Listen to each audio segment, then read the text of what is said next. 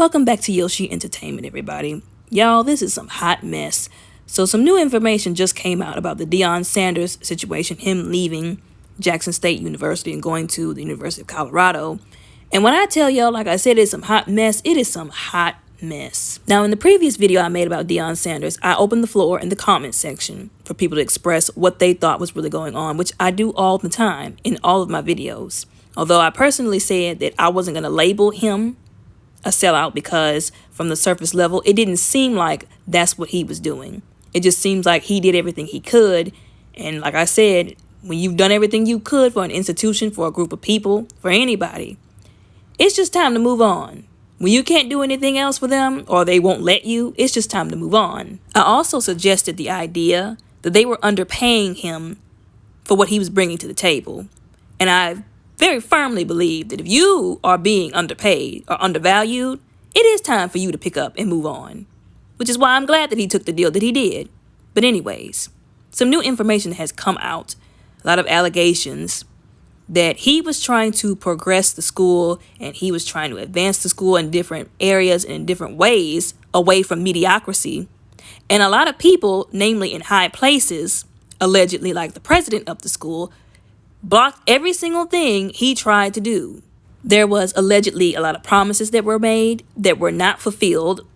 Those promises they went back on, allegedly. Like I said before, there were some opportunities that Deion Sanders presented them with that they either blocked or refused to go through with, even though it was a good idea and it would have advanced the school, it would have advanced the football team, probably even put more money in their pockets. But they made sure to block it. Allegedly. And allegedly, one of the big reasons why he finally decided to leave, what I guess was like, the last nail in the coffin, the last straw that broke the camel's back, was allegedly some money that was misused or possibly stolen or came up missing somewhere concerning some ticket sales that he couldn't figure out, what was going on with. Nobody would give an account for. And allegedly, it was in his contract that he was supposed to get a portion or a percentage of some ticket sales that he did not receive. Oh, and the hot mess doesn't stop there. He even had to use some of his own personal money, allegedly, to do things for the players, for the team, that he should not have had to use his personal money for. Also, allegedly, some of the money that was being made by the athletics department, some of the higher executives, allegedly, wanted him to split that money with other departments like the academics department, I'm assuming, allegedly, which was unreasonable to ask because if the athletics department made the money, they needed that money and they had every right to keep that money. Allegedly, they didn't even want to give the athletics department the money that they were supposed to have to begin with anyway. It's the Coach Carter of it all for me. Y'all remember that movie from back in the day, played by Samuel L. Jackson? When he had those young men and they were winning all those basketball games and then he found out their grades were trash and he got pissed because they didn't even tell him and they didn't even care about doing better and bettering themselves and not being mediocre. So he locked up the basketball court and told them they ain't about to be dribbling up no more basketballs in that basketball court if he could control it until they got them grades up. And the parents had the audacity, it be your own people, to get mad at him for not letting their sons play ball despite their trash grades, talking about basketball is the only thing our sons have. While he was trying to make them hold themselves to a higher standard, the parents, like I said, be your own people, were fighting him every step of the way, as if they couldn't have at least decent, barely passing grades and also be good at basketball. Which is sad because it sends a message that you don't have to be smart. As long as you know how to do athletics decent enough, you'll be good. It's also a false narrative to sell young black men on because not all young black men, as good as they might think they are going to go pro. And they're going to need something like a decent education to fall back on in order to get a job or to be looked at as a competent individual in society. Like I said, it's the mediocrity of it all. It's exactly what's happening here. And it's sad to say that, again, I'm going to say it again, it was our own people who were blocking every chance that he was trying to put forward to make the school, the athletics department, a little bit better, a little less mediocre. On top of all the lies and the money situation, like nobody wants to be involved with that kind of mess. Because if something goes wrong and they get investigated, somebody's going to jail. If that's the case, and that really did happen, somebody's going to jail. So I don't blame him for leaving. He probably was fed up. Like I said, that probably was the last straw, and he was already fed up. And that's probably why he left. And it's sad because I'm pretty sure there were a lot of people who could still benefit from Deion Sanders still being there.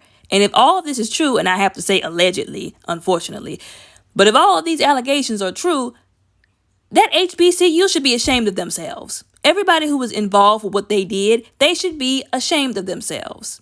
When you really look at it, Deion Sanders did a lot for that university. He made a lot of sacrifices. He put a lot of work and effort in.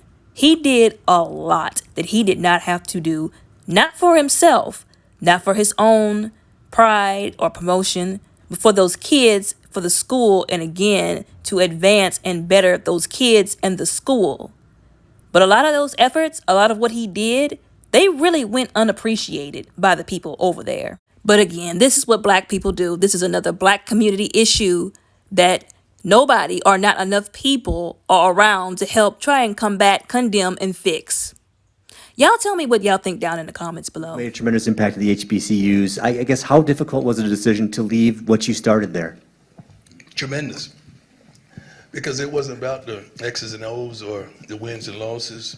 It was about those kids. It was about looking at the faces of those kids, knowing that I'm being ready, God is getting ready to elevate me, I'm sorry. God is getting ready to elevate me. Usually a coach is terminated or elevated. Thank God I'm elevated. But still, the journey is not complete. Some of the things that we accomplished there about bringing understanding and notoriety to certain falsities or non-committal things that are done in Power Fives, maybe God is using me to be the catalyst, to make you think and to make you just fathom another way, to make us feel unthreatened when someone of the other ethnicity is approaching, to just make us feel good about today. Maybe God is really using me to open doors at this level. The thing that alarms me the most is just because I'm leaving Jackson, they think that I'm leaving African Americans. I don't know if you noticed or not, but I'm Black. I can never leave who I am and what I am and how I am and how I go about being that.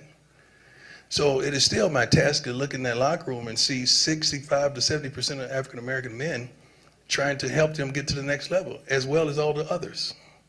My calling is for young men, young women, and people of all walks of life, all social climates, and all ethnicities.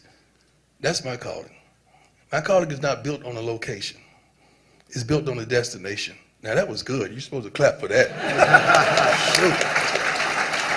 Darn it, that was good. You give me some of my good stuff. We just getting started. I already went in the bag, baby. Let's go.